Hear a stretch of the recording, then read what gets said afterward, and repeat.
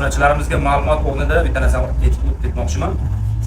Shtoga kalta uzun deydi. Mana qaranglar. Bu Captiva amortizatori. Mana shu ikkita Captiva amortizatori. Ikkalasi ham zavodskiy. Buni shtogi uzunroq, buni kaltaroq. Lekin bu hozir ko'rganinglar kalta bu degani u kalta bo'lib qolmaydi. Buning ichida mana bunaqa prujina bor. O'zini prujinasi bo'ladi. O'shani hisobiga kalta ko'ndiradi. Lekin siz buni amortizatorni ustanovka qilib o'zini prujinasini joyiga taqqaningizda, u o'zi keladi joyiga.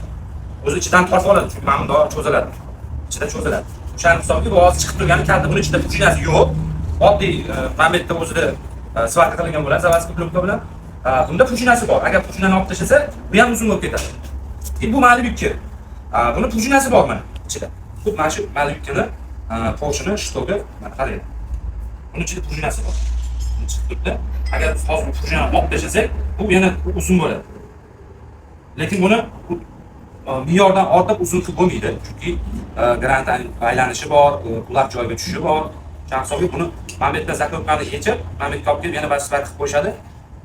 Turgan payti shtok uzun bo'lib turadi, lekin bu kalta shtok bo'lmaydi degani emas. Prujinasi bor, u zavodskiy bu. Prujina shunaqa o'ylab topilgan. Prujinani qo'yganingizda o'zi tortib oladi, shtok chiqadi tashqari. Shuni o'tib ketmoqchi edim. Kechirsa shunaqa voqea bo'ldi.